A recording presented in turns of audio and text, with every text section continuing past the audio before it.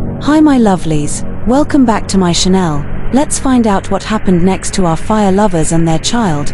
Remember to subscribe and hit the bell icon for notifications. Let's jump right back into our fire fantasy. Night settled slowly over Nkosi, not with the brittle cold of the Eastern Empire, but with warm winds that carried the scent of earth and distant rain.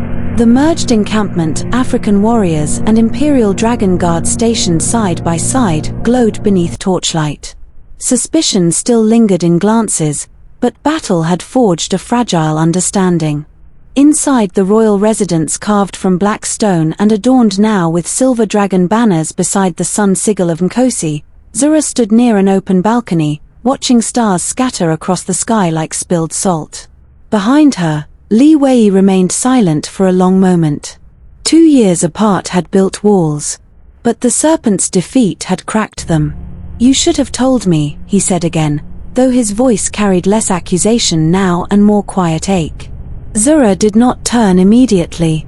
If the empire knew, factions would rise. If rival kingdoms knew, they would strike. "I chose isolation over war. And you chose it alone." She faced him then. There was no armor on her tonight. No crown. Just a simple wrap of deep gold fabric against her skin. "I have ruled alone since I was 16, she said softly. "It is instinct." He stepped closer, not imposing, but near enough that she could feel the warmth of him. "You are not alone anymore." The words were not grand. They were not poetic. But they were vulnerable. And vulnerability from a man known as the Dragon Without Mercy felt more intimate than any touch.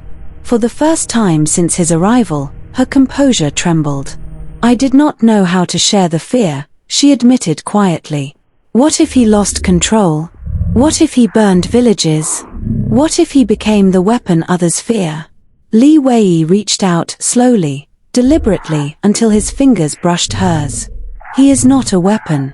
Her breath caught slightly at the contact. "He is our son." The word "our" changed the air. It no longer felt like negotiation. It felt like foundation. In the following days, political consequences began unfolding like ripples from a stone thrown into still water. Imperial envoys who had accompanied Li Wei sent coded messages back to the eastern capital. "The emperor has an heir. Hybrid. Powerful. Alive." Within weeks, Minister Han received the report. He read it 3 times before setting the scroll down. Silence thickened in the council chamber. "A child," one minister whispered. "Born of foreign blood. Born of prophecy," another countered nervously. Han's expression did not change. "Prophesies destabilize empires. But fear does more." Already whispers began to fracture loyalties.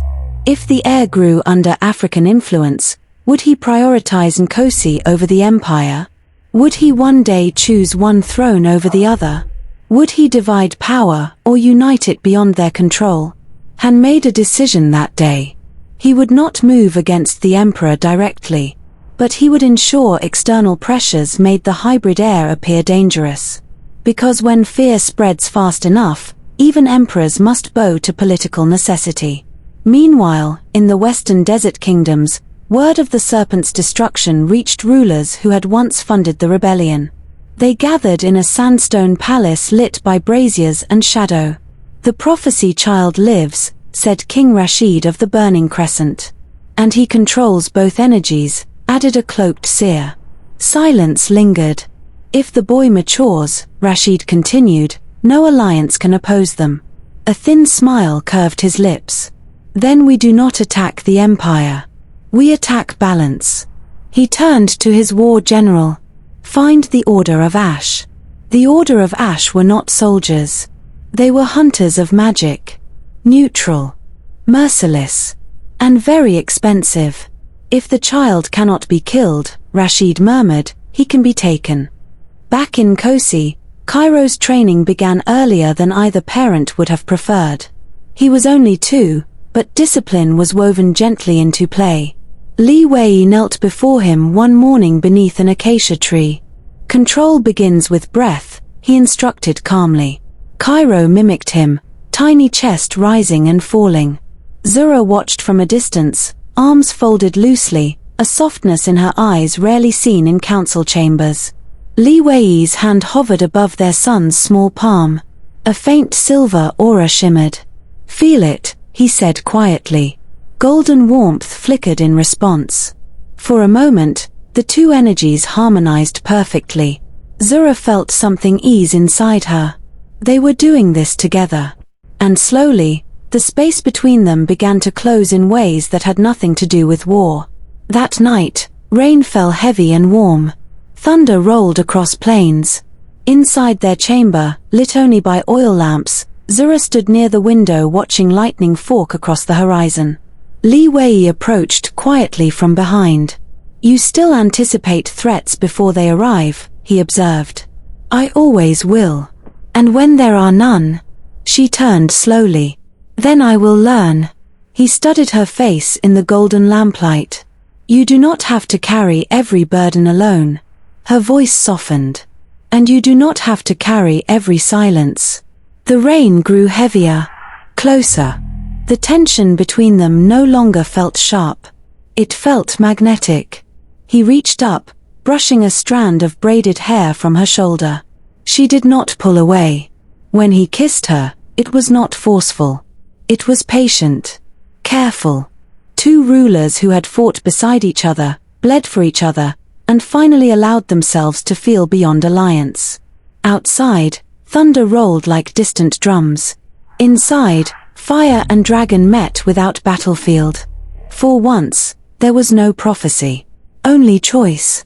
Days later, scouts reported unusual movement near the southern border. Tracks. Not tribal. Not imperial. Zura rode out personally. Li Wei insisted on accompanying her. The patrol found something unsettling. Ash symbols carved into stone.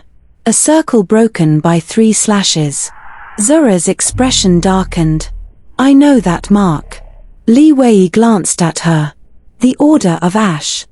They hunt magic," she said quietly. "And they do not miss." His jaw tightened slightly. "They will not touch him." Her gaze met his. "Then we prepare for a different kind of war." I hope the story has captured your heart. Stick around to find out what happened next and which dangers they shall face together. Thank you for listening, like, and subscribe for more fantasy and mystical stories.